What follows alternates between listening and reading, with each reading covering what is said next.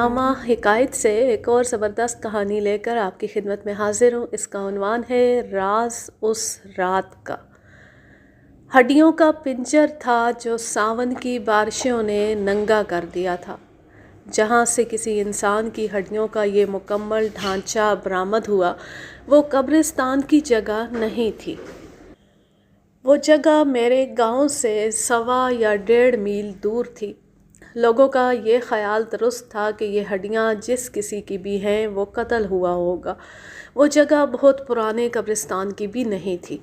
कत्ल का यकीन इससे भी होता था कि पाँव की हड्डियों पर जरी जूती थी, कपड़ों के टुकड़े भी थे। ये टुकड़े कफन के नहीं थे, लिबास के थे। वो 2 आदमी थे जिनको ये ढांचा नज़र आया था। हम जो मुसलमान हैं, ये हमारा वतीरा है कि आदमी ज़िंदा हो तो उसको 1 पैसे जितनी वक़्त नहीं देते। वही आदमी मैयत बन जाता है तो उसका बहुत एहतराम करते हैं। उन 2 आदमियों ने हड्डियों के उस पिंजर को देखा तो उन्होंने अपना फ़र्ज़ समझा कि उस पर यहीं मट्टी डालकर ऊपर कब्र बना दें, फिर नंबरदार को बताएं और हड्डियों को उठाकर कब्रिस्तान में ले जाएं और सही कब्र बनाकर उसमें दफन कर दें। उन्होंने मेरे गांव के नंबरदार को जाकर बताया। नंबरदार ने गांव के एक ख़ानदान के 2 आदमियों को साथ लिया और वहां चला गया जहां हड्डियों का ढांचा पड़ा हुआ था। उस ख़ानदान के 2 आदमियों को साथ ले जाने की वजह ये थी कि 5-6 महीने गुजरे। उनका एक जवान आदमी जिसकी उम्र 21-22 साल थी लापता हो गया था। नंबरदार को शक हो गया था कि ये हड्डियाँ उसी गुमशुदा आदमी की हो सकती हैं। उसको शक इस बिना पर हुआ था कि उसको बताया गया था कि वहाँ जरी जूती भी है और खोपड़ी में जो दांत हैं उनमें एक दांत सोने का है। गुमशुदा आदमी का भी एक दांत सोने का था और वो जरी जूती पहना करता था। ये वाक़या मेरी पैदाइश से बहुत पहले का है, बल्कि पाकिस्तान की पैदाइश से भी पहले का। मैंने जिस नंबरदार का ऊपर ज़िक्र किया है वो मेरे बुज़ुर्गों में से हैं। अब ज़ईफ़ुल उम्र हो गए हैं। 1.5-2 महीने पहले मेरे गांव की एक जवान लड़की एक आदमी के साथ नाज़ेबा हालत में खेतों में पकड़ी गई। उसका खाविंद बाहर के एक मुल्क में बसिलसिला रोज़गार गया हुआ है। उनकी शादी 1 साल पहले हुई थी। लड़की का खाविंद शादी करके 1 महीना गांव में रहा और चला गया। लड़की पहले भी नेक नाम नहीं थी, लेकिन पहली बार पकड़ी गई थी। मैं शाम को उस बुज़ुर्ग के पास जा बैठा जो अंग्रेज़ों के वक्तों में नंबरदार हुआ करते थे। मैं अक्सर उनके पास बैठता हूँ। वो मुझे जनाब साबिर हुसैन राजपूत की तरह अपनी जवानी की कहानियाँ सुनाया करते हैं। वैसे भी उनकी बातें मुझे बहुत पसंद आती हैं। ऐसी बातें किताबों में नहीं मिलती। मैं उस शाम को उनके घर गया तो उस लड़की का जिक्र किया। गांव में यही चर्चे थे। ये खून का असर है। नंबरदार ने कहा, लड़की का कसूर नहीं, उसके बाप को तुम जानते हो। ये लड़की उस बाप की सबसे छोटी बेटी है। नंबरदार ने जो कहानी सुनाई वो मैं लोगों के असली नाम बदल कर पेश करता हूँ। पाकिस्तान बनने से बहुत पहले जब हड्डियों का वो ढांचा जिसका मैंने ऊपर जिक्र किया है बारिशों ने नंगा कर दिया, तो ये बुज़ुर्ग गांव के नंबरदार थे। मैं कहानी में उन्हें करामत नंबरदार लिखूंगा। उन्होंने गांव के गुमशुदा जवान आदमी के ख़ानदान के 2 आदमियों को साथ लिया और वहां चले गए। दोनों आदमियों ने जरी जूती, सोने के दांत के अलावा 2 और निशानियां देखकर कहा कि ये उनके गुमशुदा आदमी की लाश है। वो सिर्फ हड्डियां थीं। कपड़े भी कीड़ों ने इस तरह खाए हुए थे कि पहचाने नहीं जाते थे। एक निशानी ये थी कि गर्दन की हड्डी के साथ सोने का बना हुआ पान का पत्ता पड़ा हुआ था। ये उस ज़माने में देहातियों में फैशन था। जवान आदमी जिनके पास रुपया पैसा होता था, सोने का छोटा सा पान का पत्ता बनवा कर काले धागे से गले में डालते थे। एक निशानी और ये भी देखी कि हड्डियों के उस ढांचे के साथ 1 गज़ के लगभग डंडा पड़ा हुआ था। ये बैत का डंडा था। इसकी मोटाई तकरीबन 1.5 इंच थी। उसके एक सिरे पर पीतल का खोल चढ़ा हुआ था। खोल की लंबाई तकरीबन 1 बालिश थी और उसमें सीसा भरा हुआ था। ये डंडा गुमशुदा आदमी का था। वो जब कभी किसी मेले पर किसी दूसरे गांव या शहर जाया करता तो ये डंडा हाथ में रखता था। इन निशानियों से सब ने यकीनी समझ लिया कि ये लाश असलम की है। उसका असल नाम कुछ और था। उसकी उम्र 21-22 साल थी। 5-6 مہینے پہلے ایک رات وہ کسی کو بتائے بغیر گھر سے نکلا اور اس کے بعد اس کا کوئی سراغ نہ ملا۔ تھانے میں رپورٹ ہوئی۔ تقریباً 3 مہینے پولیس اس کو تلاش کرنے کی کوشش کرتی رہی لیکن کچھ پتہ نہ چلا۔ نمبرداروں کا میل جول تھانے داروں کے ساتھ رہتا تھا۔ کرامت نمبردار نے مجھے یہ واقعہ سناتے ہوئے بتایا کہ تھانے دار نے تفتیش میں پوری دلچسپی نہیں لی تھی۔ وہ کہتا تھا کہ کسی پر شک ہے تو اس کا نام لکھواؤ۔ لڑکا جوان تھا، اس کو کسی نے اغوا نہیں کیا۔ 3 مہینوں بعد تھانے دار نے معاملہ ٹھپ کر دیا۔ اب ہڈیوں کا یہ ڈھانچہ ملا تو اسلم کا باپ اور بڑا بھائی کرامت نمبردار کو ساتھ لے کر تھانے گئے۔ انہوں نے رپورٹ لکھوائی کہ یہ ڈھانچہ اسلم کا ہے اور اسے کسی دشمن نے قتل کیا۔ اس زمانے میں تھانے دار ٹال مٹول نہیں کر سکتے تھے۔ تھانے دار اس جگہ گیا جہاں ہڈیوں کا ڈھانچہ پڑا ہوا تھا۔ میں نے آپ کو بتایا ہے کہ وہ جگہ گاؤں سے 1.5 میل دور تھی۔ وہ زمین کٹی پھٹی ہوئی تھی، کہیں سے اونچی اور کہیں سے نیچی تھی۔ جس جگہ ڈھانچہ پڑا ہوا تھا وہاں زمین زیادہ پھٹی ہوئی تھی، یہ لمبوترے گڑھے کی طرح تھی۔ اس طرح پتہ لگتا تھا کہ اسلم کو قتل کر کے لاش اس گڑھے میں اس طرح ڈال دی گئی جس طرح میت کو قبر میں رکھتے ہیں۔ اس کا ڈنڈا بھی قاتل نے لاش کے ساتھ رکھ دیا۔ گڑھا تقریباً 1 گز گہرا تھا۔ وہ ساری زمین گہرائی میں تھی اور کچھ ڈھلانی تھی۔ بارش کا پانی سیلاب کی طرح ادھر سے گزرتا تھا۔ ساون کا موسم آیا تو تیز بارش نے اوپر سے مٹی بہا دی اور لاش ننگی ہو گئی۔ اس وقت تک لاش ہڈیوں کا ڈھانچہ رہ گئی تھی۔ یہ بات تو تھانے دار نے بھی کہی تھی کہ یہ قتل کی واردات ہے، لیکن یہ یقین کے ساتھ نہیں کہا جا سکتا تھا کہ یہ اسلم کی ہڈیاں۔ اسلم کے باپ وغیرہ نے تھانے دار پر ایک تو زبانی زور ڈالا کہ وہ اس کو اسلم کا ڈھانچہ سمجھے اور تفتیش کرے۔ دوسرا دباؤ روپے پیسے کا تھا جو انہوں نے تھانے دار کی جھولی میں ڈالا۔ تھانے دار نے ان لوگوں کو کہا کہ وہ کسی پر شک و شبہ کریں اور قتل کی وجہ بتائیں۔ اب تھانے دار پوری دلچسپی کے ساتھ تفتیش کر رہا تھا۔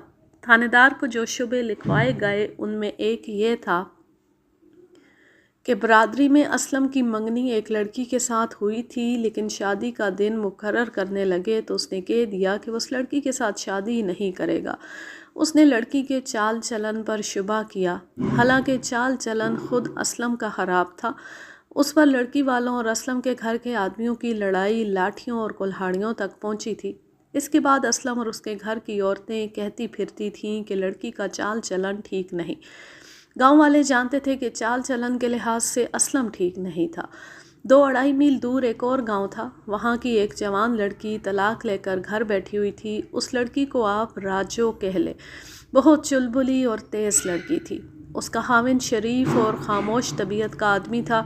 اس نے یہی بہتر سمجھا کہ راجو کو طلاق دے دے۔ مجھ کو کرامت نمبردار نے بتایا کہ راجو بہت خوبصورت لڑکی تھی۔ اس کی ایک خالہ ہمارے گاؤں میں یعنی اسلم کے گاؤں میں بیاہی ہوئی تھی۔ راجو اس خالہ کے پاس کبھی کبھی آتی تھی اور بہت دن اس کے پاس رہتی تھی۔ اسلم نے اس لڑکی کے ساتھ نازیبا تعلق پیدا کر لیا تھا۔ وہ کہتا تھا کہ وہ اس لڑکی کے ساتھ شادی کر لے گا۔ اس کے علاوہ بھی اسلم بد دماغ نوجوان تھا۔ ایک اور خاندان کے ساتھ اسلم کے خاندان کی دشمنی بہت عرصے سے چلی آ رہی تھی۔ یہ زمین کا کوئی تنازع تھا۔ دونوں خاندانوں کی آپس میں لڑائیاں ہو چکی تھیں، ان کے راضی نامے بھی ہوتے تھے اور اس کے بعد لڑائی جھگڑے کے ذریعے راضی نامہ ٹوٹ جاتا تھا۔ اسلم کے متعلق بتایا گیا کہ وہ اس خاندان کے ساتھ زیادہ چھیڑ چھاڑ کرتا رہتا تھا۔ تیسری وجہ قتل کی یہ بتائی گئی کہ اسلم 2 عورتوں کے پیچھے پڑا رہتا تھا، ان کو تنگ بھی کرتا تھا۔ دونوں عورتوں کے خاندانوں کے آدمیوں نے اسلم کے باپ سے شکایت کی تھی، اس پر بھی ہنگامہ ہوا تھا۔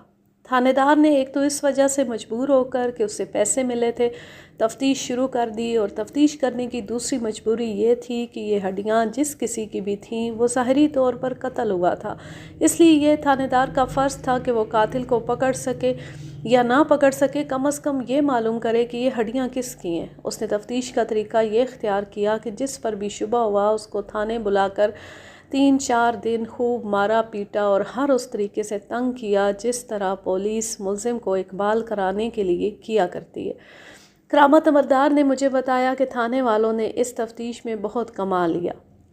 وہ بعض مشتبہوں سے پیسے لے کر ویسے ہی تھانے میں بٹھا لیتے تھے اور ان کے جسم کو ہاتھ بھی نہیں لگاتے تھے۔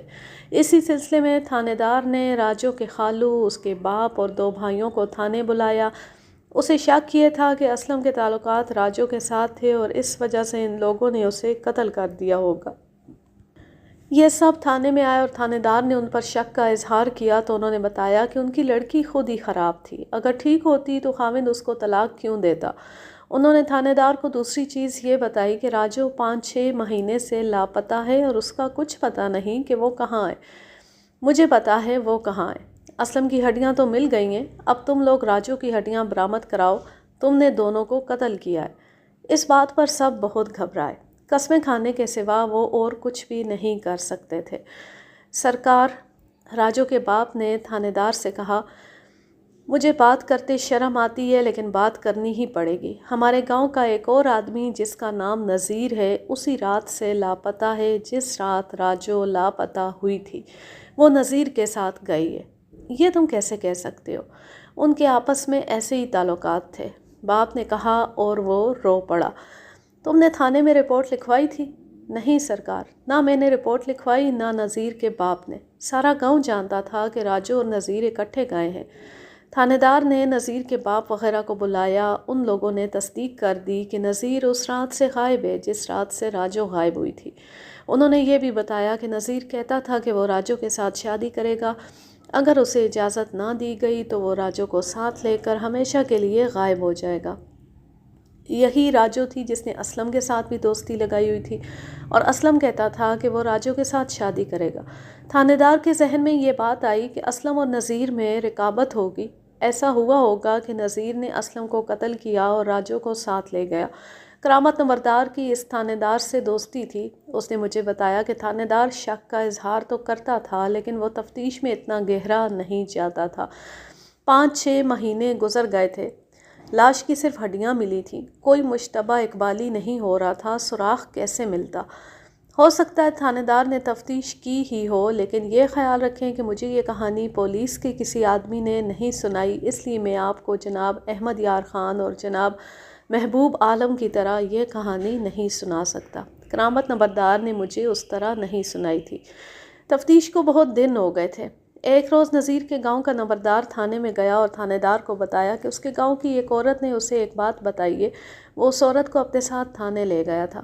یہ عورت ایک کسان کی بیوی تھی جو دوسروں کی زمینوں میں نصف بٹائی پر کاشتکاری کرتا تھا۔ یہ غریب لوگ تھے۔ عورت چالاک تھی، بڑی ذاتوں کے گھروں میں کام کاج کرتی تھی۔ اس کا درپردہ کام یہ تھا کہ خفیہ پیغام رسانی کرتی تھی۔ اپنے گاؤں کے نمبردار کی تو وہ بہت خدمت کرتی تھی اور اسے ہر گھر کی راز کی باتیں بتایا کرتی تھی۔ مجھ سے پوچھو، اس نے ایک روز نمبردار سے کہا، یہ تو سب جانتے ہیں کہ نذیر اور راجو کی درپردہ دوستی تھی، ان کو کئی بار میں نے اپنے گھر میں ملوایا تھا۔ راجو نے اسلم کے ساتھ بھی یہی سلسلہ چلایا ہوا تھا۔ اسلم کو راجو کے اور راجو کو اسلم کے پیغام میں ہی پہنچایا کرتی تھی۔ نذیر نے راجو کے ساتھ گاؤں سے بھاگ جانے کی رات مقرر کر لی۔ ابھی 2 دن باقی تھے۔ میں نے اسلم کو اس کے گاؤں جا کر بتا دیا کہ نذیر اور راجو ہمیشہ کے لیے جا رہے ہیں۔ تمہیں یہ بھی پتہ ہوگا کہ وہ کہاں جا رہے ہیں؟ نہیں، میں نے نذیر سے پوچھا تھا، اس نے نہیں بتایا۔ ان کے جانے کا مجھ کو اس لیے پتہ لگا تھا کہ راجو کو میں نے گھر سے اس جگہ تک پہنچانا تھا جو نذیر نے بتائی تھی۔ میں یہ بتا سکتی ہوں کہ انہوں نے آدھی رات کی گاڑی سے جانا تھا۔ ریلوے اسٹیشن ہمارے گاؤں سے 1.5 میل دور ہے۔ اس زمانے میں آدھی رات کو ایک مسافر گاڑی 2-3 منٹ کے لیے اس اسٹیشن پر رکتی تھی۔ اس سے تھانے دار کو صرف یہ اندازہ ہوا کہ وہ کس طرف گئے۔ اس عورت نے تھانے دار کو باقی بات اس طرح سنائی۔ اس نے اسلم کو نذیر اور راجو کا یہ پروگرام بتایا۔ وہ اسٹیشن تک نہیں پہنچیں گے۔ اسلم نے اسے کہا، راجو جائے گی تو میرے ساتھ جائے گی۔ اس عورت نے اسلم کو یہ راز اس لیے دیا تھا کہ اسلم اسے نذیر سے زیادہ پیسے دیا کرتا تھا۔ یہ اطلاع دینے پر اسلم نے اسے بہت انعام دیا تھا۔ وہ رات آ گئی۔ اس عورت نے راجو کو نذیر تک پہنچا دیا اور واپس آ گئی۔ راجو گھر سے زیور اور جتنے پیسے اس کے ہاتھ آئے ساتھ لے گئی تھی۔ میں دوسرے دن کسی کام کے بہانے اسلم کے گاؤں گئی۔ میں دراصل اسلم کو دیکھنے گئی تھی۔ اس کے گھر گئی تو اس کی ماں نے مجھ سے پوچھا کہ تم نے اسلم کو اپنے گاؤں میں تو نہیں دیکھا؟ میں نے کہا کہ میں نے تو نہیں دیکھا۔ میں 3-4 گھروں میں وقت گزارنے کے لیے گئی اور شام ہونے لگی۔ اسلم مجھے نظر نہ آیا اور یہ بھی معلوم ہو گیا کہ اس کا ہر جگہ پتہ کر چکے ہیں، کچھ پتہ نہیں چلا۔ رات کو وہ گھر میں سویا تھا، صبح نہیں تھا۔ وہ اپنا بیت کا ڈنڈا بھی ساتھ لے گیا تھا۔ ان کی دشمنی بھی چل رہی تھی، اس لیے اسلم کے گھر والوں کو ڈر تھا کہ کسی دشمن کے اڈے نہ چڑھ گیا ہو۔ میں بعد میں بھی اسلم کے گاؤں جاتی رہی، یہی پتہ لگا کہ اسلم نہیں ملا۔ میں حیران تھی کہ اسلم کہاں غائب ہو گیا ہے۔ مجھے یقین ہو گیا کہ اسلم نے اس رات نذیر اور راجو کا راستہ روکا ہوگا اور نذیر نے اسے قتل کر کے لاش وہاں دبا دی ہوگی۔ نذیر کے پاس ہتھیار کیا تھا؟ کلہاڑی تھی۔ یہ سن کر تھانے دار کے ذہن میں ایک بات یہ آئی کہ اسلم کی کوئی ہڈی ٹوٹی ہوئی نہیں تھی، کھوپڑی بھی کٹی ہوئی نہیں تھی۔ جوان آدمی کا کلہاڑی کا وار جہاں پڑتا ہے وہاں ہڈی ضرور کٹتی ہے، اگر بالکل نہ کٹے تو ہڈی پر کچھ نہ کچھ کٹ ضرور ہوتا ہے۔ دوسری بات جو تھانے دار کے ذہن میں آئی وہ یہ تھی کہ لاش گڑھے میں پھینکی گئی تو گڑھا مٹی سے کس طرح بھرا گیا۔ اگر لاش پر کافی مٹی نہ ڈالی جاتی تو لاش کو گیدڑ نکال کر کھا جاتے اور دن کو گدھ کھاتے، اس طرح ہڈیاں بکھری ہوئی ہوتیں۔ اس عورت کے بیان سے تھانے دار کو یقین ہو گیا کہ اسلم کا قاتل نذیر ہے، لیکن نذیر ہے کہاں؟ تھانے دار نے نذیر کے دوستوں، قریبی رشتہ داروں، باپ بھائیوں، ماں بہنوں وغیرہ سے پوچھ گچھ شروع کر دی اور اس میں 15-20 دن گزر گئے۔ 15-20 دن پہلے ہی گزر چکے تھے۔ تھانے دار اب یہ معلوم کرنے کی کوشش میں تھا کہ نذیر کہاں گیا ہوگا۔ یہ معمولی واقعہ نہیں تھا۔ دیہاتی علاقے میں اس کی خبریں پھیل گئیں، لوگوں نے سنی سنائی میں ذیب داستان کے لیے بہت سی فرضی باتیں شامل کر دیں۔ علاقے میں یہ خبر پھیلنے کا ایک فائدہ بھی ہوا۔ ایک روز اسلم کے گاؤں سے 3-4 میل دور کے ایک گاؤں کا ایک آدمی اسلم کے گاؤں آیا۔ اس کے پاس ایک خط تھا۔ اس نے خط کرامت نمبردار کو دکھایا۔ یہ خط بنگال سے آیا تھا۔ لکھنے والا اس آدمی کا قریبی رشتہ دار اور دوست تھا۔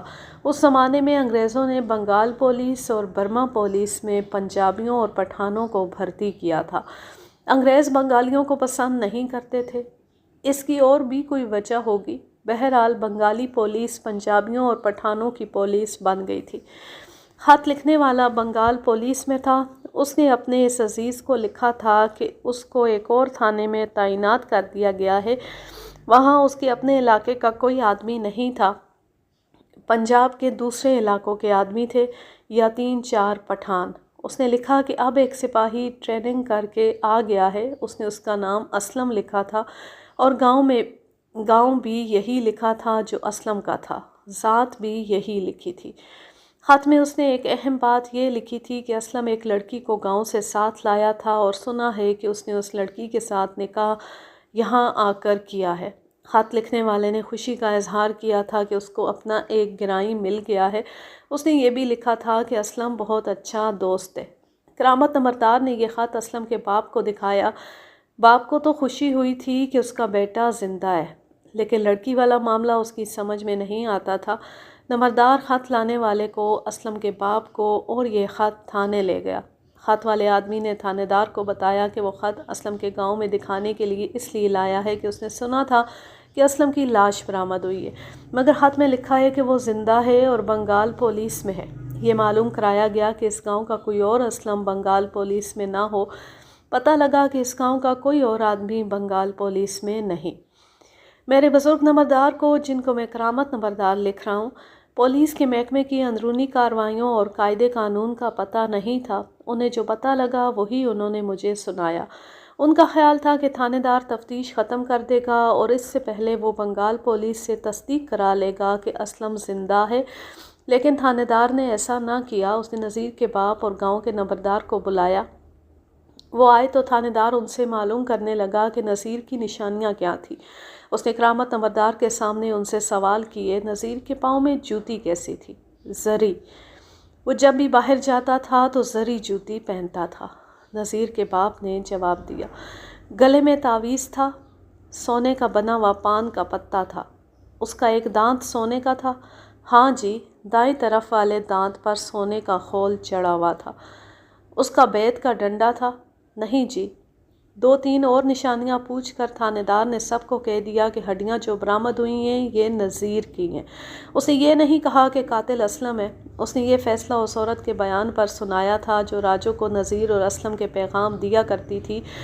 تھانے دار 302 کا پرچہ لکھ چکا تھا، اس لیے وہ تفتیش پوری کرنے پر مجبور تھا۔ 8-10 دنوں تک تھانے میں کسی کو بھی نہ بلایا گیا، ایسے لگتا تھا جیسے تفتیش ختم ہو گئی ہو۔ ایک روز کرامت نمبردار ویسے ہی تھانے گیا تو وہ اسلم اور راجو کو تھانے میں دیکھ کر حیران رہ گیا۔ اسلم کو ہتھکڑی لگی ہوئی تھی، وہ برآمدے میں بیٹھا تھا۔ کرامت نمبردار کو اس کے ساتھ ہاتھ ملانے کی اجازت نہ ملی۔ تھوڑی دیر بعد راجو سپاہیوں کی بیرک میں سے نکلی، اس کے ساتھ چھوٹا تھانے دار تھا۔ وہ راجو کو تھانے دار کے کمرے میں لے گیا اور دروازہ بند کر دیا۔ کرامت نمبردار کو 3-4 دنوں بعد پوری بات معلوم ہو گئی۔ اس کے بعد جب کیس عدالت اور وکیلوں کے سامنے آیا تو ساری واردات سب کے سامنے آ گئی، جو اس طرح ہوئی تھی کہ تھانے دار نے اپنے علاقے کے ڈی ایس پی کو، جو انگریز تھا، یہ رپورٹ بھیجی کہ جس اسلم کے قتل کی تفتیش ہو رہی ہے وہ بصریہ ایک خط بنگال پولیس میں زندہ بیان کیا گیا ہے۔ تھانے دار نے رپورٹ میں یہ بھی لکھا کہ یہ لاش نذیر کی ہو سکتی ہے۔ اس نے اپنے شک کے حق میں شہادت لکھی تھی۔ بحکم ڈی ایس پی تھانے کے چھوٹے تھانے دار یعنی ASI کو اسلم کے بڑے بھائی کے ہمراہ بنگال بھیجا گیا کہ وہ اسلم کی شناخت کرے اور اگر شک پختہ ہو کہ اس نے نذیر کو قتل کیا ہے اسے ساتھ لے آئے۔ چھوٹے تھانے دار کو سرکاری چٹھی بنام ہیڈ کوارٹر بنگال پولیس دی گئی تھی۔ چھوٹا تھانے دار بنگال چلا گیا، اس کو متعلقہ تھانے تک پہنچا دیا گیا۔ اسلم وہیں تھا، اس کو اس کے بھائی نے شناخت کیا۔ چھوٹے تھانے دار کو اس شک پر کام کرنے کو کہا گیا تھا کہ خط میں اسلم کے ساتھ جو عورت بیان کی گئی ہے وہ راجو ہو سکتی ہے۔ بہرحال چھوٹا تھانے دار سارے معاملے کو اور اس کے پس منظر کو جانتا تھا۔ اس نے اسلم سے کہا کہ وہ اسے اپنے گھر لے چلے کیونکہ وہ اس کی بیوی کو دیکھنا چاہتا ہے۔ اسلم نے اسے اپنی بیوی دکھانے سے انکار کر دیا۔ چھوٹے تھانے دار نے اس کے تھانے دار کو کہا کہ وہ اسلم کو سمجھائے کہ شرافت سے بات مان لے ورنہ اس کے گھر پر چھاپا مارا جائے گا۔ اسلم سپاہی تھا، آخر وہ مان گیا اور چھوٹے تھانے دار کو اپنے گھر لے گیا۔ وہ ایک جھونپڑا تھا جیسے بنگال کے دیہاتی علاقے میں ہوتے ہیں۔ چھوٹے تھانے دار نے اندر جا کر دیکھا، وہاں ایک خوبصورت جوان لڑکی تھی۔ تمہارا نام کیا ہے؟ راجو۔ پورا نام راج بی بی ہے۔ چھوٹے تھانے دار کے پوچھنے پر راجو نے اپنے باپ کا اور اپنے گاؤں کا نام بتایا۔ یہ وہی راجو تھی، اس کا بیان لینا تھا۔ اسلم اور اس کے بھائی نے چھوٹے تھانے دار کو رشوت پیش کی کہ وہ راجو کا بیان نہ لے اور یہ ظاہر کرے کہ راجو یہاں ہے ہی نہیں۔ اس سے اور زیادہ شک ہوا۔ چھوٹے تھانے دار کے ساتھ 2 سپاہی تھے۔ اسلم اور اس کے بھائی کو ان سپاہیوں کی تحویل میں باہر بٹھا دیا گیا۔ راجو، چھوٹے تھانے دار نے اسے کہا، تمہارے گاؤں کی ایک عورت نے بیان دیا ہے کہ تم نذیر کے ساتھ گھر سے نکلی تھی، پھر اسلم کے پاس کس طرح آ گئی؟ نذیر کہاں ہے؟ سچ بتاؤں گی، لیکن آپ نے سچ بات سن کر مجھے اسلم کے حوالے کر دیا تو یہ مجھے زندہ نہیں چھوڑے گا۔ چھوٹے تھانے دار نے اسے سمجھایا کہ اس کو اسلم کے حوالے نہیں کرے گا، وہ نڈر ہو کر سچ بات بتا دے۔ میں تو دعائیں کرتی تھی کہ کوئی آ جائے اور میں اسے یہ بات سناؤں، لیکن میری شرط یہ ہے کہ مجھے یہاں سے نکالا جائے۔ میں ناچنے کودنے والی زندہ دل لڑکی تھی، مجھے ایسے آدمی کے ساتھ بیاہ دیا گیا جو میرے الٹ تھا۔ میں اس کی بدصورتی کو بھی قبول کر لیتی، لیکن اس کا دل بھی مردہ تھا اور جسم بھی۔ اس کے ساتھ ساتھ وہ مجھ پر بدچلنی کا الزام لگاتا تھا۔ میں بدچلن تو نہیں تھی، لیکن بدنیت لوگوں کو یہی شک ہوتا تھا۔ میری یہ عادت بڑی خراب تھی کہ میں گھر میں ٹک کر نہیں بیٹھتی تھی۔ خاوند کو میری یہ عادتیں پسند نہیں تھی اور مجھے یہ خاوند پسند نہیں تھا۔ وہ تو بالکل ہی بیکار آدمی تھا۔ اس کی ماں بھی ایسی تھی اور اس کا باپ بھی ایسا ہی تھا، ہر بات میں اپنے بیٹے کی طرفداری کرتے تھے۔ میں نے ان کے آگے بولنا شروع کر دیا، پھر خاوند کو بھی کھری کھری سنائی۔ ان لوگوں نے مجھے سارے گاؤں میں بدنام کر دیا۔ میں نے خاوند کو اتنا تنگ کیا کہ وہ مجھے طلاق دینے پر مجبور ہو گیا۔ سچی بات یہ ہے کہ شادی سے پہلے میرا دل نذیر کے ساتھ تھا، ہمارا تعلق ٹھیک ٹھاک چل رہا تھا، کوئی ایسی ویسی بات نہیں تھی۔ لیکن شادی کے بعد جب خاوند نے اور میرے سسرال نے مجھے بدنام کر دیا تو میں نے سوچا کہ میں خواہ نیک اور پاک بنی ہوئی ہوں۔ میں نے غصے میں آ کر نذیر کے ساتھ اس قسم کا تعلق پیدا کر لیا۔ جس کا الزام پہلے ہی لوگوں نے مجھ پر لگایا ہوا تھا۔ طلاق کے بعد میں نے اپنی خالہ کے پاس زیادہ جانا شروع کر دیا۔ میری خالہ اسلم کے گاؤں میں بیاہی ہوئی ہے، وہاں اسلم سے آمنا سامنا ہو گیا۔ یہ مجھے اچھا لگا۔ بس آپ یہ سمجھیں کہ اس کے ساتھ بھی نذیر کی طرح کی دوستی شروع ہو گئی۔ دونوں مجھ کو شادی پر مجبور کرتے تھے، لیکن ان میں سے کسی کے ساتھ بھی میری شادی نہیں ہو سکتی تھی کیونکہ مجھے طلاق ہو گئی تھی اور میں بدنام بھی تھی۔ ان میں سے کسی کے ماں باپ بھی مجھے اپنے گھر میں قبول کرنے پر تیار نہیں تھے۔ نذیر بھی مجھے کہتا تھا کہ میرے ساتھ گھر سے بھاگ چلو، اور اسلم بھی یہی کہتا تھا۔ میں نے شادی تو کرنی ہی تھی۔ یہ اس طرح ہو سکتی تھی کہ میں ان دونوں میں سے کسی کے ساتھ گھر سے نکل جاتی، لیکن سوچنے کی بات یہ تھی کہ میں جس کسی کے ساتھ بھی گئی وہ باہر جا کر کیا کرے گا۔ گاؤں میں تو ہم لوگ بادشاہی کرتے ہیں، کہیں اور جا کر محنت مزدوری کرنی تھی۔ تم نذیر کے ساتھ جا رہی تھی، وہ تمہیں کہاں لے جا رہا تھا؟ لاہور۔ ہمارے گاؤں کا ایک آدمی وہاں فوج میں حوالدار تھا۔ نذیر کے ساتھ اس کا گہرا دوستانہ ہے۔ وہ چھٹی آیا ہوا تھا۔ نذیر نے اس کے ساتھ یہ معاملہ طے کر لیا۔ اس نے نذیر کو کہا کہ تم راجو کو لے کر میرے پاس پہنچ جانا، وہاں تمہیں نوکر بھی کرا دوں گا اور نکاح بھی ہو جائے گا۔ اس نے نذیر کو یہ بھی کہا تھا کہ تم جب کچھ عرصے بعد راجو کو ساتھ لے کر گاؤں میں آؤ گے تو تمہارے ماں باپ تم دونوں کو قبول کر لیں گے۔ میں بھی انہیں سمجھاؤں گا اور اپنے باپ کو بھی کہوں گا کہ وہ انہیں سمجھائیں۔ پھر تم اسلم کے ساتھ کس طرح آ گئیں؟ یہی بات تو میں آپ کو سنا رہی ہوں۔ مجھے اپنی غلطی کی سزا ملی ہے۔ اسلم بھی مجھے مجبور کرتا تھا کہ میں اس کے ساتھ گھر سے بھاگ چلوں۔ میں نے اسے کہا تھا کہ باہر جا کر خراب ہوں گی۔ یہ کہتا تھا کہ یہ مجھے بنگال لے آئے گا۔ یہاں ایک چھوٹا تھانے دار اس کا دوست تھا۔ یہ تھانے دار اسلم کے گاؤں سے تھوڑی دور کے ایک گاؤں کا رہنے والا ہے۔ سچی بات یہ ہے کہ میں نذیر کے ساتھ جانا چاہتی تھی کیونکہ میری دلی محبت اس کے ساتھ تھی۔ یہ شادی سے پہلے کی پاک محبت تھی۔ اسلم کے ساتھ اس قسم کی محبت نہیں تھی۔ میں یقین کے ساتھ نہیں کہہ سکتی کہ جس رات میں نذیر کے ساتھ گھر سے نکلی، اس رات اسلم ہمارے راستے میں کس کے بتانے پر آ کر کھڑا ہو گیا تھا۔ یہ نذیر کی غلطی تھی۔ ہمارے گاؤں کی ایک عورت ہے جو ہمارے گھروں میں کام کرتی ہے، میں نے اس کے ساتھ گھر سے نکلنا تھا۔ نذیر نے اس پر اعتبار کیا اور پہلے ہی اسے بتا دیا کہ ہم فلاں رات گھر سے جا رہے ہیں۔ مجھے شک ہے کہ اس عورت نے اسلم کو بتا دیا تھا۔ ہم دونوں جب اپنے گاؤں سے دور نکل گئے تو اچانک ایک آدمی ہمارے راستے میں آ گیا۔ اس نے نذیر کے سر پر ڈنڈا یا لاٹھی ماری۔ نذیر کی پگڑی جو اس نے کلے پر باندھی ہوئی تھی گر پڑی۔ نذیر کے ہاتھ میں کلہاڑی بھی تھی۔ ابھی اس نے کلہاڑی سیدھی کی ہی تھی کہ اس آدمی نے نذیر کے سر پر 2-3 لاٹھیاں ماری۔ نذیر گر پڑا۔ اندھیرا تھا۔ اس آدمی نے کہا، راجو، میں اسلم ہوں، تم میرے ساتھ چلو گی؟ نذیر سر پر لاٹھیاں لگنے کی وجہ سے بے ہوش ہو گیا تھا۔ وہ لاٹھی نہیں تھی راجو، وہ بیت کا ڈنڈا تھا۔ اس کے آگے خول تھا اور خول کے اندر سیسا بھرا ہوا تھا۔ ننگے سر پر اس کی ضرب گھوڑا بھی برداشت نہیں کر سکتا۔ نذیر تو 2-3 ضربوں سے ہی مر گیا ہوگا۔ یہ پتہ نہیں چلا کہ ابھی وہ زندہ تھا یا مر چکا تھا۔ بالکل قریب ایک لمبوترا اور تنگ سا گڑھا تھا۔ اسلم نے شاید یہ گڑھا پہلے سے دیکھا ہوا تھا۔ اس نے نذیر کو گھسیٹ کر اس گڑھے میں پھینک دیا اور اوپر مٹی ڈال دی۔ اس نے مٹی کس طرح کھودی تھی؟ میں پاس ہی کھڑی تھی۔ دل میں آیا کہ بھاگ جاؤں، لیکن اسلم نے مجھے پہلے ہی کہہ دیا تھا کہ یہاں سے ہلنا مت، ورنہ تمہاری لاش بھی اسی کے ساتھ دفن کر دوں گا۔ گڑھے کے ساتھ ہی مٹی کی ایک پکی ڈھیری سی تھی اور وہاں مٹی کچھ کچی سی تھی۔ اسلم نے اس ڈھیری پر کلہاڑیاں ماریں تو ڈھیری کٹ کر الگ ہو گئی۔ اسلم نے اسے گڑھے میں دھکیل دیا۔ اس کے ساتھ ہی اس نے اپنا ڈنڈا بھی گڑھے میں پھینک دیا اور کلہاڑی سے زمین کھود کر پاؤں سے مٹی گڑھے میں پھینکتا رہا۔ پھر اس نے گڑھے کے کناروں پر کلہاڑیاں ماریں تو مٹی گڑھے میں گرنے لگی۔ اس نے بڑی تیزی سے یہ کام کیا۔ پھر مجھ سے پوچھا کہ تمہاری کیا مرضی ہے؟ میں گھر سے ہمیشہ کے لیے نکل آیا ہوں اور تمہاری خاطر آیا ہوں۔ میرا تو اب کوئی ٹھکانہ ہی نہیں تھا۔ واپس تو جا نہیں سکتی تھی۔ ضد کرتی تو اسلم مجھے بھی مار ڈالتا۔ اگر اپنے گھر پہنچ ہی جاتی تو پکڑی جاتی۔ میں چپ کر کے اس کے ساتھ چل پڑی۔ میرے پاس جو زیور اور پیسے تھے وہ اسلم نے لے لیے۔ اسٹیشن پر گئے تو گاڑی آنے والی تھی۔ گاڑی آئی، اسلم ٹکٹ لے آیا تھا۔ ہم گاڑی میں بیٹھے اور صبح ہونے تک گاڑی ہمیں بہت دور لے آئی۔ اس طرح ہم یہاں پہنچ گئے۔ ہمارا نکاح بھی ہو گیا اور اسلم کو پولیس میں نوکری مل گئی۔ کیا تم نے اسلم کو دل سے قبول کر لیا تھا؟ نہیں۔